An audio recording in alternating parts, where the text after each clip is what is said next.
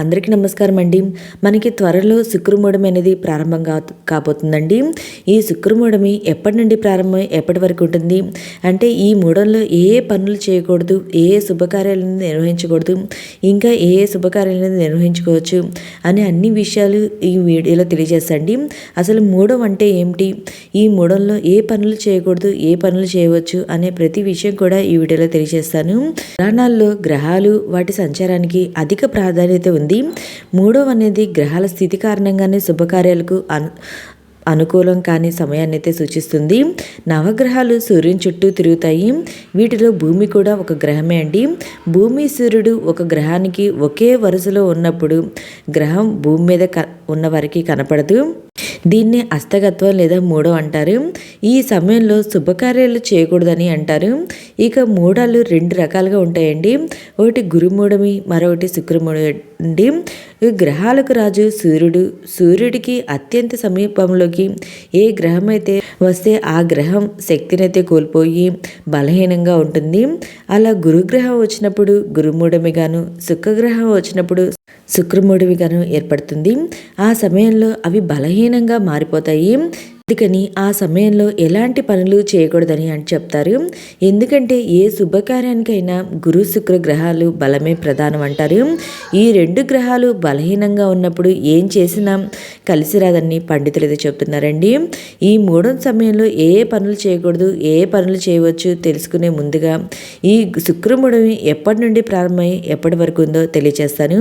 శుక్రమూఢమి ప్రారంభం వచ్చి 2025 సంవత్సరం నవంబర్ 30వ తేదీ అనగా మంగళవారం రోజున ప్రారంభమయ్యి 2026 సంవత్సరం ఫిబ్రవరి 13వ తేదీతో ముగిస్తుందండి. 76 రోజులైతే ఈ శుక్రమూఢమి అయితే ఉంటుంది.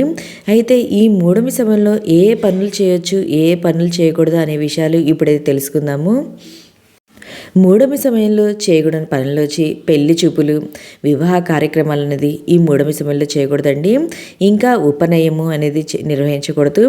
ఇంకా నూతన గృహానికి సంబంధించి గృహ ఆరంభము, గృహప్రవేశం వంటి శుభకార్యాలు ఈ మూఢమి సమయంలో నిర్వహించరండి. ఇంకా యజ్ఞాలు, మంత్రానుష్ఠానం, విగ్రహ ప్రతిష్టాపన ఇలాంటివి కూడా ఈ మూఢమి సమయంలో నిర్వహించకూడదు. ఇంకా వ్రతాలు అనేది కూడా నిర్వహించరండి. ఇంకా నూతన వధువు ప్రవేశము అనేది కూడా ఈ మూఢమి సమయంలో అయితే నిర్వహించరు. వాహనాలు కొనడము, బావి లేదా చెరువులు తవ్వడము, పుట్టు వెంట్రుకలు తీయించడము, చెవులు కుట్టించడము, విద్యారంభ కార్యక్రమాలు నిర్వహించడం ఇలాంటివన్నీ కూడా ఈ మూఢమి సమయంలో అయితే నిర్వహించరండి. ఇంకా నూతన వ్యాపార ప్రారంభము కూడా ఈ మూఢమి సమయంలో అయితే నిర్వహించరు. ఇంకా ఈ మూఢమి సమయంలో ఏ పనులు చేయొచ్చో ఇప్పుడైతే తెలుసుకుందాము. జాతకం రాయించుకోవడము అనేవి ఈ మూఢమి సమయంలో అయితే చేయొచ్చండి. నవగ్రహ శాంతి, హోమాది శాంతులు, నక్షత్ర శాంతులు అనేది నిర్వహించుకోవచ్చు. ఇంకా ఉత్సవాలు అనేది నిర్వహించుకోవచ్చు. శ్రీమంతము, నామకరణము, అన్నప్రసన ఇలాంటివన్నీ ఈ మూఢాల సమయంలో అయితే నిర్వహించవచ్చండి. ఇంకా గర్భిణీలు, బాలింతలు ప్రసవం అయిన తర్వాత మంచి తిథులు చూసుకొని అయితే వాళ్ళ ఇంటికైతే వెళ్ళొచ్చు. వాళ్ళ పుట్టింటికి కానీ, అమ్మవారింటికి కానీ, లేదా అత్తవారింటికి కానీ అయితే మంచి రోజులు చూసుకొని అయితే వెళ్ళవచ్చండి ఈ మూఢమి సమయంలో. ఓకే అండి, మీకు ఈ ఇన్ఫర్మేషన్ నచ్చినట్లయితే లైక్ చేయండి, మీ ఫ్రెండ్స్ అండ్ ఫ్యామిలీ మెంబర్కి షేర్ చేయండి. ఏమైనా సందేహాలుంటే నా కమెంట్ బాక్స్లో కమెంట్ చేయండి. ప్రతి ఒక్కరికి రిప్లై అనేది ఇస్తాను. Thank you for watching.